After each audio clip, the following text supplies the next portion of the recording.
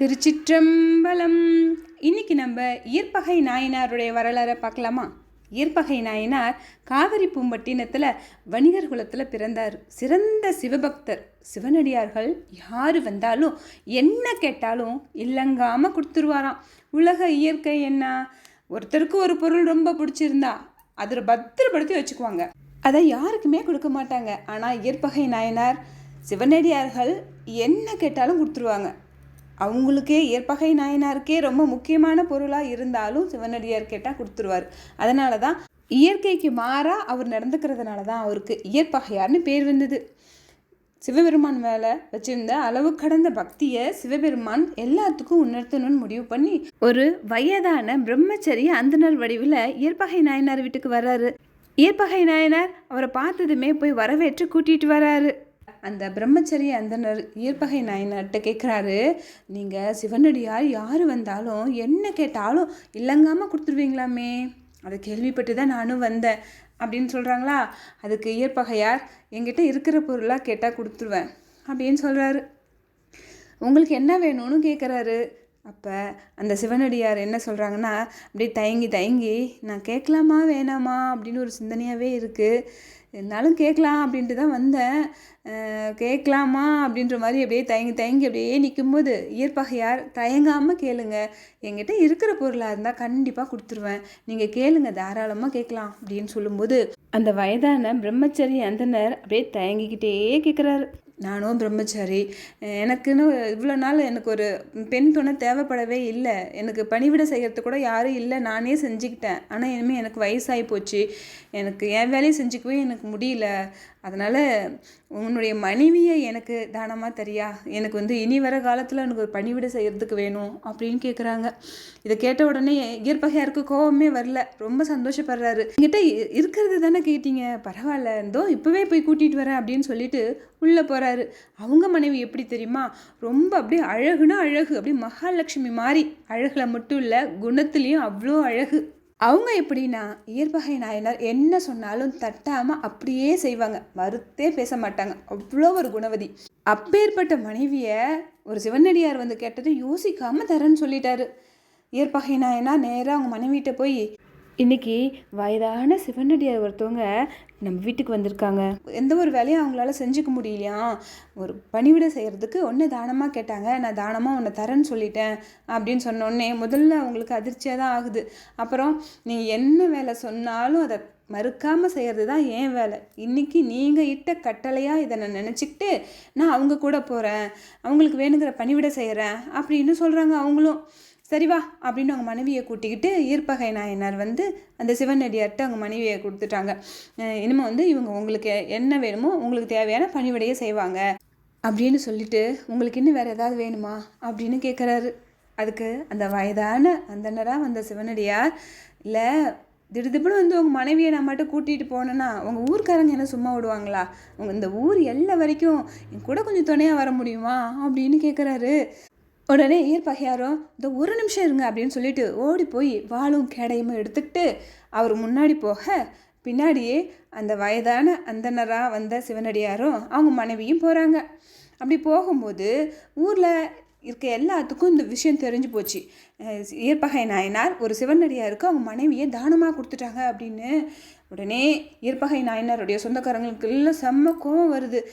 முன்னெல்லாம் பொண்ணு பொருள் அப்படி இப்படின்னு தான் கொடுத்துக்கிட்டு இருந்தாருங்க, இப்போ அவங்க மனைவியே தானமாக கொடுத்துட்டானா, இவனுக்கு என்ன அறிவே இல்லையா, நம்ம குலத்தில் வாழ வந்த ஒரு குலமகளை வேற ஒருத்தவங்க கேட்டாங்கங்கிறதுக்காக தானமாக கொடுக்குறது, அது என்ன பொருளா, அது தானமாக கொடுக்கறதுக்கு நம்ம வீட்டு மருமக வேற ஒருத்தவங்க கூட அந்த ஊரை தாண்டி போகிறாங்க அப்படின்னா அதை விட அவமானம் நமக்கு வேற என்ன இருக்குது, இதுக்கு நம்ம வாழவே தேவையில்லை, நம்ம உசுரை கொடுத்தாவது நம்ம மருமகளை நம்ம வீட்டுக்கு கூட்டிகிட்டு வரணும், எல்லோரும் வாங்க அப்படின்னு அவங்க சொந்தக்காரங்கெல்லாம் கிளம்பி போகிறாங்க.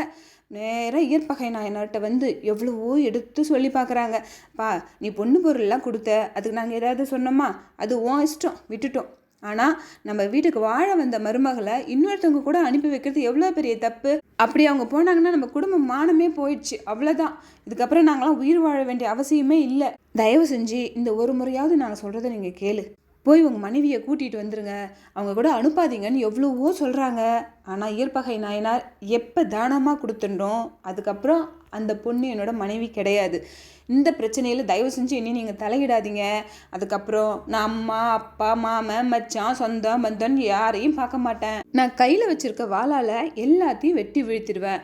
அப்புறம் என்ன எதுவும் சொல்லக்கூடாது. தயவு செஞ்சு நீங்கள்லாம் போயிடுங்க அப்படின்னு சொல்கிறாரு. ஆனால் அவங்க சொந்தக்காரங்க கேட்குறதா இல்லை. இவ்வளோ பிரச்சனைக்கும் காரணம் அந்த வயசான அந்தனராக வந்த அந்த சிவனடியார் தான். அவரை ஒரு வழி பண்ணால் கண்டிப்பாக இவங்க கண்டிப்பாக கம்மன் அடங்கிடுவாங்க அப்படின்னு சொல்லிட்டு எல்லாம் சண்டைக்கு போகிறாங்க அந்த வயதான சிவனடியார்கிட்ட. அப்படியே வயதான சிவனடியார் அப்படியே பயந்து நடுங்கிற மாதிரி அப்படியே பயப்படுறாராம்.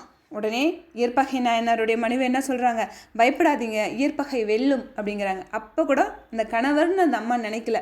எப்போ கணவர் தானமாக கொடுத்துட்டாரோ அப்போவே அந்த அம்மாவும் வந்து அவர் கணவராக நினைக்கல. அதனால் இயற்பகை வெல்லும் அப்படின்னு சொல்கிறாங்க. அப்போ இயற்பகை நாயனாருடைய சொந்தக்காரங்க எல்லாம் அந்த வயதான அந்த அந்தனர்கிட்ட சண்டைக்கு வரும்போது அதை பார்த்த உடனே இயற்பகை நாயனாருக்கு ரொம்ப கோபம் வந்துடுச்சு. உடனே அவர் வேகமாக போய் அந்த வயதான அந்தனருக்கு முன்னாடி போய் நின்றுட்டு அவருடைய வாளால் யார் யார் வந்தாங்களோ அவங்க எல்லாத்தையும் வெட்டி வீழ்த்துறாங்க. சொந்த பந்தம்னு யாரையுமே பார்க்கல, எல்லாத்தையும் வீழ்த்துறாங்க. இப்போ எல்லாத்துக்கிட்டையும் சண்டை பிடிச்சி ஓரளவுக்கு எல்லாத்தையும் வெட்டி வீழ்த்திட்டாங்க. பயந்து ஓடி போனவங்க ஓடி போயிட்டாங்க. இதுக்கப்புறம் எந்த ஒரு பிரச்சனையும் வராது அப்படின்னு நினச்சி அந்த வயதான அந்தனரையும் மனைவியும் கூட்டிகிட்டு போய் அந்த ஊர் எல்லை வரைக்கும் கூட்டிகிட்டு போய் விட்டுட்டு இதுக்கப்புறம் உங்களுக்கு ஒரு பிரச்சனையும் வராதுன்னு நினைக்கிறேன், அதனால் நான் இனிமேல் கிளம்புறேன் அப்படின்னு சொல்லிட்டு அந்த வயதான அந்தனர் காலில் விழுந்து ஆசீர்வாதம் வாங்குறாரு இயற்பகை நாயனார். ஆசீர்வாதம் வாங்கிட்டு அவங்க மனைவியை ஒரு நிமிஷம் கூட திரும்பி கூட பார்க்கல. அவர் வாக்கில் போயிட்டே இருக்கார். எல்லாத்தையும் அப்படியே சிவனடியாராக வந்த சிவபெருமான் அப்படியே பார்த்துட்டு நம்ம மேலேயும் நம்ம அடியார்கள் மேலேயும் இவங்க எவ்வளோ பக்தி வச்சுருக்குறாங்க, இவங்களை நம்ம கூடயே சிவலோகத்துக்கு கூட்டிகிட்டு போயிடலாம் அப்படின்னு சொல்லிட்டு மனசில் நினச்சிக்கிட்டு அப்படியே அந்த வயதான அந்தனராக வந்த அந்த சிவபெருமான் இயற்பகை ஓலம் அப்படின்னு கத்துனது தான். திரும்பி போனவர் திரும்பி வராரு. ஐயோ, திருப்பி யாராவது வந்து அந்த சிவனடியாருக்கு தொல்லை கொடுத்துட்டாங்களா, தொந்தரவு பண்ணிட்டாங்களா அப்படின்னு சொல்லிட்டு குடுன்னு முடியாது பார்த்தா அந்த இடத்துல அந்த சிவனடியாரை காணோம். அவங்க மனைவி மட்டும்தான் நிற்கிறாங்க. இவர் சுற்றியும் முற்றியும் தேடி பார்க்குறாரு. அப்போ சிவபெருமான் ஆகாயத்தில் ரிஷப வாகனத்தில் உமாதேவியாரோட காட்சி கொடுக்குறாங்க. இயற்பகை நாயனாருக்கும் அவங்க மனைவிக்கு ரொம்ப சந்தோஷம். இறைவனை போற்றி துதித்து வணங்கி ஆனந்தப்படுறாங்க. அப்போ இறைவன், செயற்கரிய செயலை செய்த இயற்பகையாரே, உன்னுடைய அன்பு எவ்வளோ பெருசுன்னு இந்த உலகத்துக்கு காமிக்கிறதுக்காகத்தான் நானே ஒரு சிவனடியார் மாதிரி உங்கள் வீட்டுக்கு வந்தேன். நீ என் மேலே வச்சுருக்க அன்பும் என்னுடைய அடியார்கள் மேலே வச்சுருக்க அன்பும் எவ்வளோ உயர்ந்தது.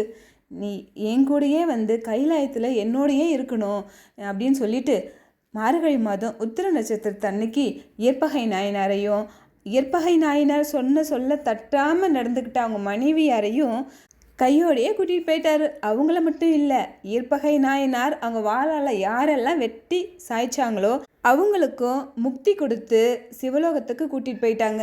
இயற்பகை நாயனாரால் அவங்க சுற்றத்தாருக்கும் முக்தி கிடைச்சது.